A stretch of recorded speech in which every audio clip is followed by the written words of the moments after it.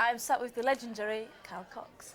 You started DJing at family get-togethers, basically. Well, what I did really was when I first started playing music to family and friends, they liked the selection of records that I chose. So at the time it was kind of like Dwayne Eddy and Elvis Presley and Jackie Wilson, James Brown, by me, and all sorts of things really. So I kind of started quite eclectic when I started.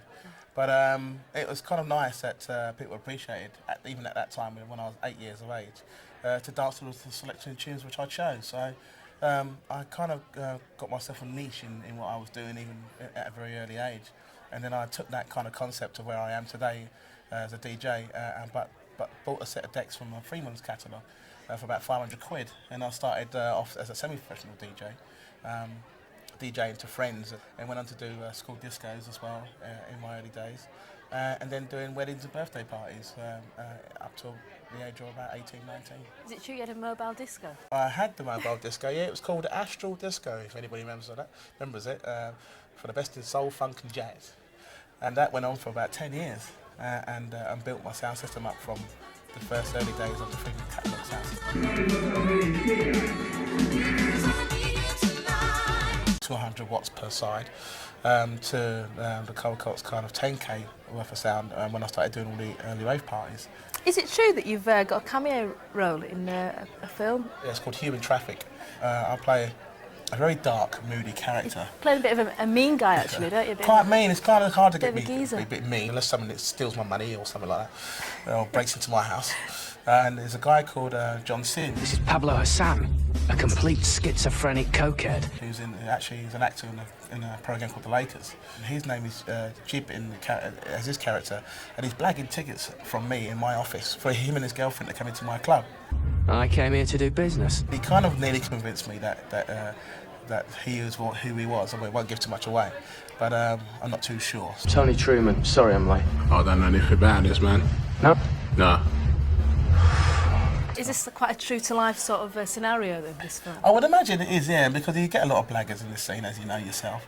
And I think this film there's a lot to do with portrayals of other people within club culture who are like that. So I had a letter from a girl who went to Ibiza and wrote, we had a really lovely 2 weeks with you, Carl, and I'd really like to see you again. Here's my phone number and everything. You didn't know anything about it? I had no idea. There was a photograph of me and this girl, allegedly, but it was like, the guy was a lot bigger than me, and he also had like Versace sunglasses, which I'll never wear, and he was a lot more uglier. So, yeah, I mean, like I say, there is chances in this scene, and there is living proof of that. You just started writing a column in Music magazine. Yeah, Cox on the Box. Cox on the Box. Yes. Yeah, again, it's based on my travels and people who I meet. I like to tell people stories about for what I have seen. So I'll tell a little story every month, you know, who I've bumped into. I mean, there's one story when I did a party for Will Smith, which was kind of ironic, really, but I did it anyway. And then Mel B, who is now Mel C. You didn't even recognise her, did I didn't even recognise her. And she was like, you know, hello, Carl, you know, thanks for the music, I really enjoyed it and everything. I was like, oh, don't worry, love, it's all right, you know, you go and enjoy yourself. Carried on DJing. So there you go, I'm dedicated to my work. You've travelled all over the world, but you've still got your residency at Ultimate Base at the Velvet Rooms. Myself and Jim Masters started this night. Not so much techno, but it is techno orientated, but it's music for all, really. It's just based on a very good London club night out, but on a Thursday night, so the night doesn't have to be perceived as anything apart from good music being played. Do you remember the JCL sound system? Where did you get that from? I remember that well because when I was in Brighton in 1985-86, I purposely set up a dedicated soul and funk and jazz mobile outfit unit. So there was 2 other guys that was involved in me at the time, and one of the guys was called Leroy James, and the other guy was called Ray Lock, and one was Carl Cox. So James Cox and Lock, you see, JCL. And unfortunately, Mr. Ray Lock, he decided that it was all a bit too much in the sense of what we were trying to do at the time, and he wanted to carry on doing his regular job, which is not, you know, it's not a problem. And also, Leroy James, he decided that he wanted to get more into computers, and it was financially much better for him to do that. And I decided to carry on. So, so there you have it. Really, there's not much else to be said apart from that. Do you still play with 3 decks? Yeah, I still use the 3 decks. I mean, I'm getting a bit older now, you know, a bit slower. You're getting a bit of arthritis. A bit of arthritis. Yeah. But no, I mean, it's a lot of club installations don't have the rooms for 3 decks half the time.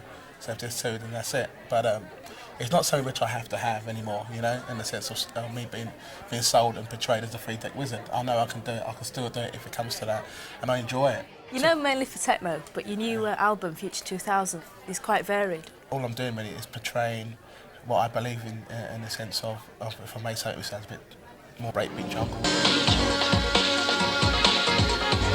And I respect it and I appreciate that, and I just want to put my little kind of peace offering in there in the sense of supporting it. And the same for breakbeat and disco tracks and Latin jazz and funk.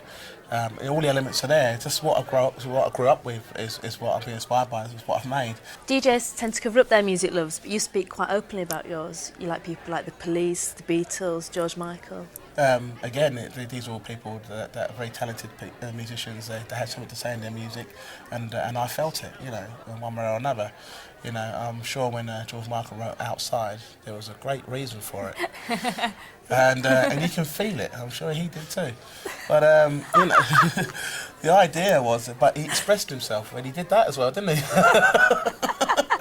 And people bought the album and supported him because of it, you know. And I think, you know, you can tell a story within your music, and I think that's important. Please like, tag, share and subscribe.